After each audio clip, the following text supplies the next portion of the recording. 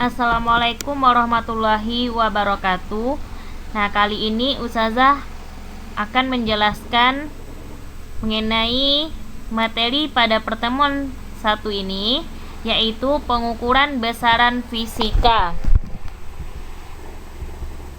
Sebelumnya, Ustazah mau menyampaikan keterpaduan terlebih dahulu. Assalamualaikum warahmatullahi wabarakatuh. Alhamdulillahirabbil alamin. Jumpa lagi dengan Ustazah Desi dalam materi pembelajaran ini. Sebelumnya Ustazah mau menyapa anak Ustazah di rumah. Semoga anak Ustazah dalam keadaan sehat dan semangat menjalankan aktivitasnya, tetap menjalankan ibadah, membaca Al-Quran, serta membantu ayah bunda di rumah. Sebelum Ustazah memasuki materi hari ini, Ustazah mau menyampaikan keterpaduan kita, yaitu meninggalkan hal-hal yang tidak bermanfaat. Dalam hadis, min husni islamil mar'i tarkuhu ma la ya'ni, yang artinya di antara kebaikan Islam seseorang adalah meninggalkan hal yang tidak bermanfaat baginya. Nah, dari hadis yang Ustazah sampaikan tadi mengingat kita kembali untuk meninggalkan hal-hal yang tidak bermanfaat. Nah, ada beberapa hal yang tidak bermanfaat yang harus kita hindari. Yang pertama, ilmu yang tidak diamalkan. Contohnya begini, anak ustazah sudah menuntut ilmu, sudah belajar, sudah membaca Al-Quran, menghafal Al-Quran, tapi jika tidak diamalkan dalam kehidupan sehari-hari, itu akan menjadi sia-sia. Yang kedua, dalam beramal tidak ikhlas. Contohnya begini, anak ustazah melakukan sholat ibadahnya, tapi masih dipaksa sama ayah bunda, sehingga anak ustazah merasa terpaksa dalam melakukan ibadahnya. Itu juga amalan yang akan nantinya menjadi sia-sia. Yang ketiga, harta yang tidak diinfakkan di jalan Allah Subhanahu wa taala. Nah, di sini diajarkan kepada anak ustazah dan juga ustazah bahwasanya harta yang kita miliki tentunya harus diinfakkan pada orang yang membutuhkan, yang akan menjadi ladang amal nantinya di akhirat kelak. Selanjutnya, waktu yang dibuang-buang untuk tidak melakukan amal soleh. Contohnya begini, anak ustazah masih sibuk dengan main gamesnya yang tidak mengenal waktu dan sia-sia. Misalkan yang main game, nonton televisi yang tidak ada batasnya. Nah, itu merupakan hal yang tidak bermanfaat. Selanjutnya, untuk anak ustazah bisa mengambil apa yang saya sampaikan tadi untuk menghindari hal-hal yang tidak bermanfaat. Mungkin itu yang dapat saya sampaikan keterpaduan hari ini. Assalamualaikum warahmatullahi wabarakatuh. Nah, untuk materi pada pertemuan kali ini, Ustazah akan membahas mengenai pengukuran besaran fisika. Nah, jadi nanti Ustazah akan menjelaskan apa itu besaran, jenis besaran, dan alat ukur yang digunakan, baik itu untuk mengukur panjang, masa, dan waktu.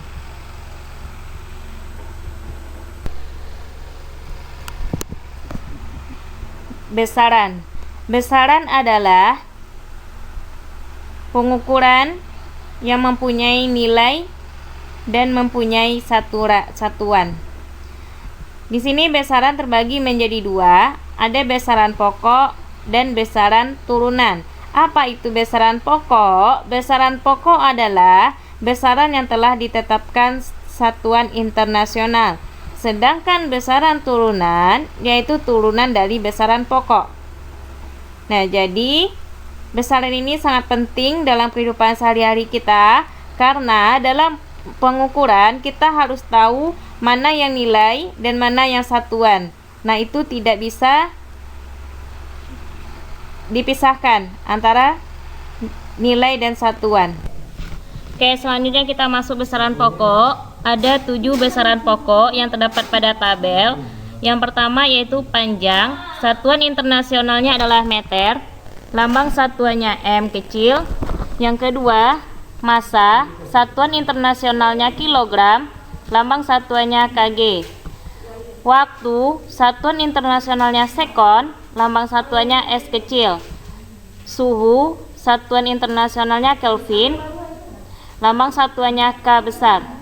Kuat arus, satuan internasionalnya ampere, lambang satuannya A besar.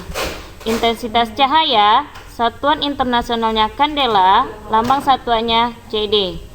Jumlah zat, satuan internasionalnya mol, lambang satuannya N kecil. Selanjutnya besaran turunan. Ada 6 besaran turunan pada tabel berikut. Yang pertama yaitu luas. Luas termasuk besaran turunan, yang mana lambang besarannya A besar. Satuan turunannya yaitu meter kuadrat. Yang kedua, kecepatan. Lambang besarannya tuh V. Satuan turunannya meter per sekon atau meter kali S pangkat min 1. Yang ketiga, percepatan. Lambang besarannya A kecil. Satuan turunannya meter kali sekon pangkat min 2. Selanjutnya, gaya. Gaya lambang besarannya F besar. Satuan turunan kilogram kali meter sekon pangkat min 2. Yang kelima, tekanan. Lambang besarannya P besar. Satuan turunan kilogram kali meter pangkat min 1 kali sekon pangkat min 2. Yang keenam, usaha. Lambang besarannya W besar. Satuan turunan kilogram meter pangkat min 2 kali S pangkat min 2. Oke, kita masuk lagi yaitu materi mengenai alat ukur panjang. Yang pertama yaitu mistar. Mungkin anak ustazah sudah tidak asing lagi dengan namanya mistar ya, karena setiap hari mistar kita gunakan untuk mengukur panjang. Contohnya mengukur panjang meja, mengukur panjang buku. Nah, inilah ya nak ya, dalam satuannya sentimeter. Yang kedua, jangka sorong. Jangka sorong ini biasanya digunakan oleh para montir dan tukang kunci. Jangka sorong ini digunakan untuk mengukur panjang dan lebar benda dan mengukur diameter bagian dalam dan bagian luar sebuah benda. Nah, beginilah bentuk jangka sorong. Di sini bagiannya ada yang namanya skala utama. Skala utama yaitu yang ditunjukkan oleh nilai 1,2, sedangkan yang ditunjuk yang biru ini adalah kita mengukur diameter suatu batang logam. Bagaimana cara mengukurnya? Hitung, ada angka 1, setelahnya ada 2 garis, berarti 1,2. Sedangkan untuk mengukur nilai skala noniusnya, lihat yang berhimpit dengan skala utama yaitu 6. Jadi hasilnya 1,26 cm. Jadikan yang 6 ini karena dalam bentuk milimeter, jadikan dia ke sentimeter, berarti 6 dibagi 100, dapatlah hasilnya 0,06 cm. Nah, ini yang berhimpit garis atas dan garis bawah ini adalah skala noniusnya. Coba Anda lihat 6, jadikan dia ke cm, 0,06. Jadinya dapatnya 1,2 ditambah 0,6, 1,26 cm. Selanjutnya yaitu mikrometer sekrup. Mikrometer sekrup adalah alat ukur panjang yang paling teliti dengan skala terkecil 0,01 mm. Alat ini biasanya digunakan untuk mengukur tebal sebuah benda yang berbentuk pelat, lembaran, atau mengukur diameter kawat. Biasanya digunakan oleh teknisi peralatan listrik. Nah, di sini dapat kita lihat 0,26 adalah skala noniusnya, sedangkan 2,5 adalah skala utamanya. Sehingga ditambahkan aja menjadi 2,76 mm. Nah, Ustazah ulangi lagi ya. Skala utamanya,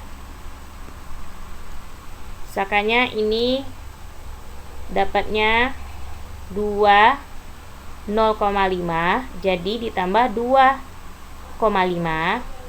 Sedangkan untuk yang berimpit itu skala noniusnya berada di 26, jadikan dia ke cm menjadi 0,26.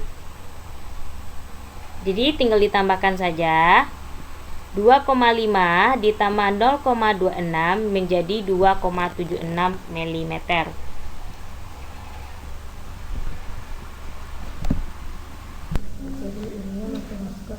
Kita lanjut pengukuran massa. Pengukuran massa bisa digunakan dengan neraca atau timbangan. Di sini Ustazah akan menjelaskan neraca yang digunakan, yaitu neraca Gauss. Neraca yang digunakan ada 4 lengan, biasanya digunakan di laboratorium untuk kegiatan praktikum. Terdapat 3 lengan. Nah, untuk mendapatkan hasil pengukuran yang akurat, maka sebelum digunakan, neraca ini harus dikalibrasi terlebih dahulu. Nah, sehingga ketelitian dari neraca ini adalah 0,1 gram. Selanjutnya stopwatch. Ini alat untuk pengukuran waktu. Satuan waktu yang sering digunakan adalah sekon, menit, dan jam. Waktu dapat diukur dengan menggunakan stopwatch atau arloji. Ketelitian dari stopwatch ini adalah 0,05 sekon. Alhamdulillah, anak ustazah sudah menyaksikan video yang ustazah share ya. Insyaallah anak ustazah sudah paham apa yang ustazah sampaikan. Mohon dicatat di buku catatannya. Jika anak ustazah belum paham, mohon diulangi lagi videonya. Jazakumullahu khairan. Assalamualaikum warahmatullahi wabarakatuh.